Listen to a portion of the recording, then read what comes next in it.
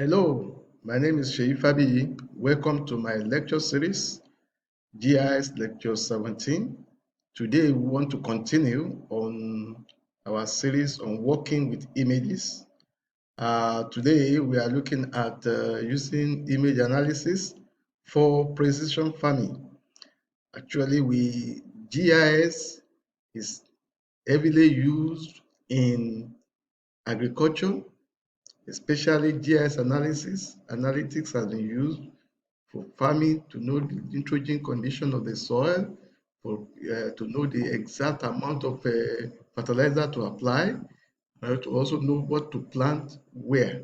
And also we used heavily in the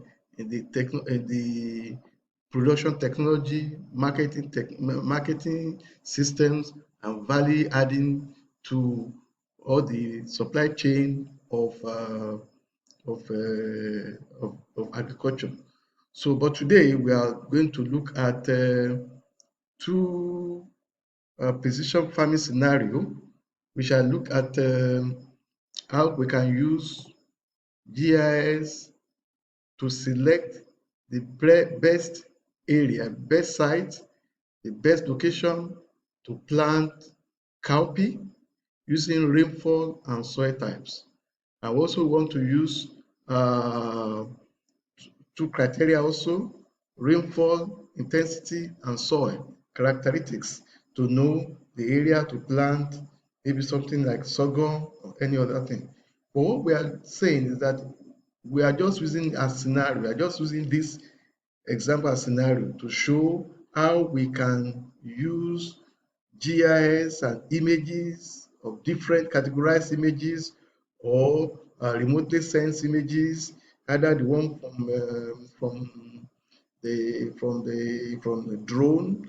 You can get images from drone. You can get images from satellite. You can get images from auto photos. You can get images from mounted camera, mounted remote sensors. So we can have different types of this thing to improve yield, to make sure that we don't waste farm input in our farms. So we don't waste resources, we don't waste land, and we're able to plant the right seed at the right place, and we're able to know the maximum, the right quantity of fertilizer to apply at different areas. So there are so many areas with which you can apply GIS and remote sensing in this GIS. So we are going to look at these two scenarios using the examples available, the data available in Idrisi GIS format, and we are going to go through this procedure. The procedure, we are going to just using hypothetical procedure uh, in the database available in the tutorial format of the tutorial database of Idrisi. We have the relief, which is the relief or the elevation of a part in Mauritania. And we also have the soil, which is also the same area, the soil characteristics in that same area. We can see that the images are of the same place, the raw plain in Mauritania. The soil has different categories, and the categories include stony, sandy clay, we have clay, and we have levee, and we have heavy clay. So we want to assume that the area good for our crop, it can be any crop, is levee and clay. Levee and clay. That the area that we want is levee and clay. And when we look at the levee, here levee is 4 category, and then clay is 2. So we want to assume that the area suitable for our crop is 2 and 4, category 2 and 4 in the image. Then let's look at the image of the elevation, the relief in the area. It goes from 5 above mean sea level to 16 feet above sea level. So it's plain, but we still see some categories. So let's assume that you don't want a waterlogged area. You can see this area waterlogged. So we don't want a place that is waterlogged. We also want a place that is well drained. So we want to assume between 7 and 11 are the areas suitable for our crop. So we want to select the area that meet the two criteria. The two criteria means that it must be within the levee and clay, and must be between 7 and 11 plane, so that it should not be too hilly, so that the slope may be too high, that the water is not absorbed into the ground, and it's not be too plain, so that it should not be in the waterlogged area. So we now go to the process. We have the process we thought about, which is the user-defined classification. We are going to use the user-defined classification procedure that we used before when we are doing classification, when I was discussing on image classification. We are going to use user-defined classification or self-administered classification. So the input image, let's first take soil as which is this soil, draw this soil, and then the output we want to put it as a soil good, good. That is good soil.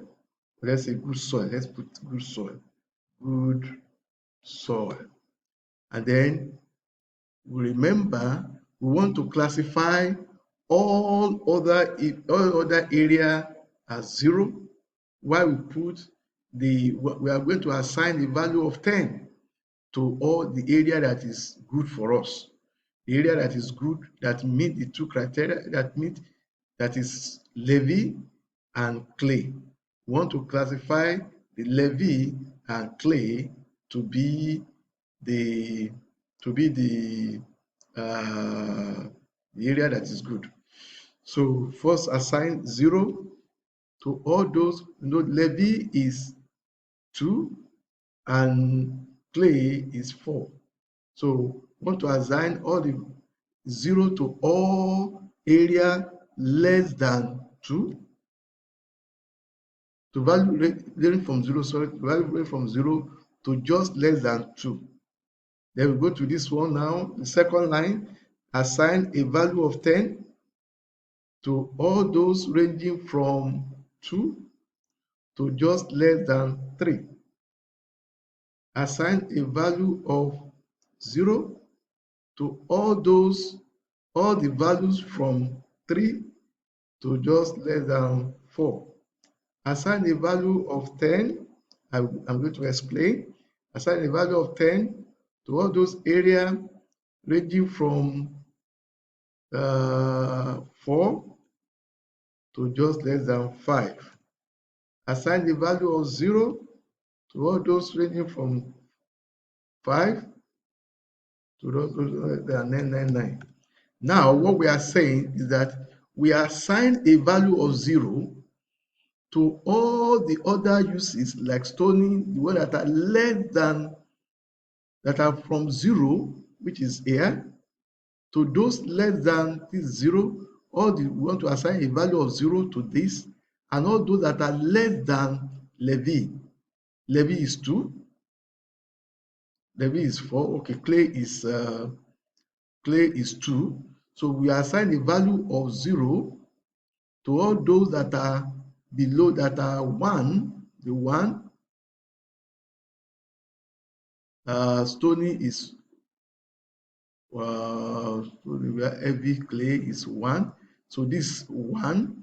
So we are assigning a value of 0 to 1 and 0 to all those that are less than 2, while we assign a value of 10 because 2 is our main target, is one of the targets, one of the area we want to select. So we say assign a value of 10 to all those values from 2 to those less than 3, because we don't want to select 3. We say assign a value of 2, so less than 3. We also assign a value of 0 to those from 3 to those less than 4, because 4 is also our target soil type. So we will now assign a value of 10 to the value from 4 to just less than 5. And then we now say assign a value of 0 to 5 and above, anything 5 and above. So we click OK. Now we see this one has selected for us a value of 10 for all of them, which is a combination of clay soil and levee. Clay soil and levee are the right soil for our crop. Then we go for the relief. We said we want relief between 7 and 11. So we pick the D relief,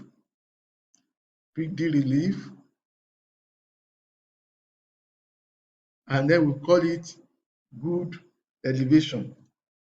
Good elevate.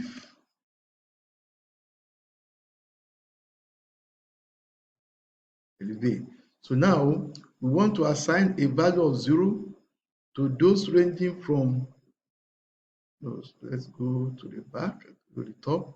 Assign a value of 0 to all those ranging from 0 to just less than 7, because 7 is our target. Between 7 and 11 is our target, is the area that we feel is suitable. So we have assigned a value of 0 to those from 0 to just less than 7. Then assign a value of 10 to those value from 7 to those less than 11.5, because 11 was our 11.5 was our this. So we want to so that we can select 11 as part of it. So I now assign a value of 0 to those ranging from 11.5 to those less than 99999. So you can delete this.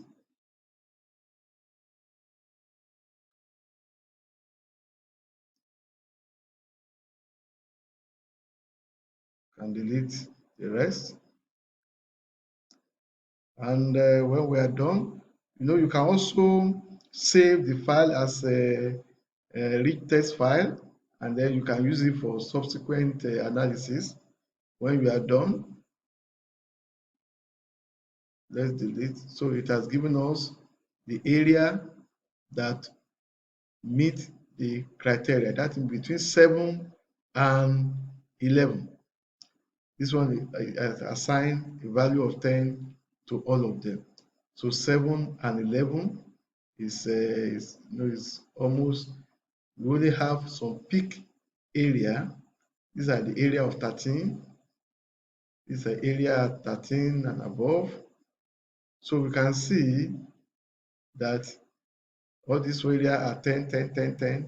So we have selected the area that meet the criterion for elevation, and we have selected the one that meet the criteria for the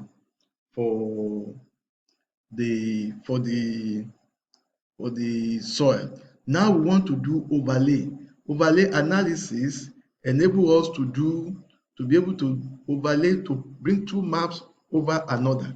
So what we want to do now in the overlay analysis for images, the pixel value, you are overlaying the pixel values, and the pixel values will be image 1 plus image 2, or you can do, which is what we have here, or you can do image 1 minus image 2, the second image, or you can do image 1 multiplied by image 2. If you multiply the two images together, the area that meet the two criteria will be 100 because that will be 10 times 10. So what we are going to do, let's use the multiplication so that now have image 1 multiplied by image 2 as our as our condition. So let's pick good soil as image 1, good elevation as image 2, and then we put our output image to be best soil.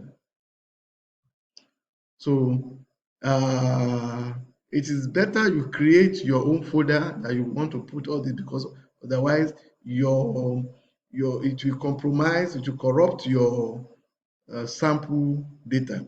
So you can put image 1 multiplied by image 2. In this case now, the best soil will be 100, the less optimate soil will be 10, and or 10 plus, that means 10 multiplied by 0 will be 0, 10 multiplied by 0 will be 0. So we only have two types of image. Let's do this.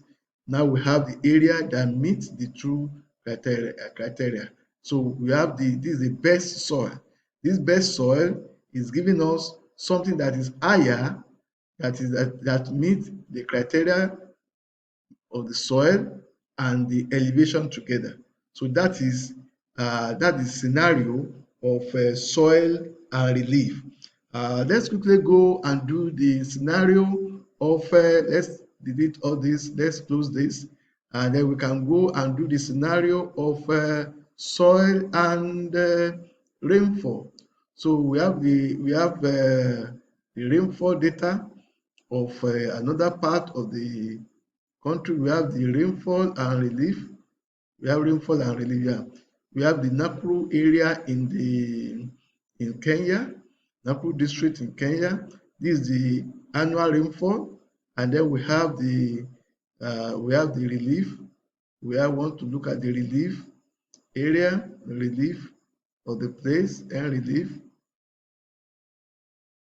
So that's the relief of the same place. So you can also select the best area. You can select the best area, let's say the mean annual rainfall that is specific for that area. You can see that's millimeter per annum, and then you can see the amount of rainfall in this area. This is the area that has the highest form of rainfall. So we can also now use the same procedure to select the area that is suitable in elevation and area that are suitable for rainfall type, and then you do overlay.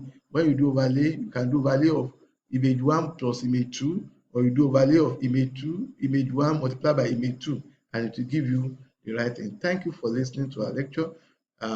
We welcome you to subscribe to our channel. Thank you.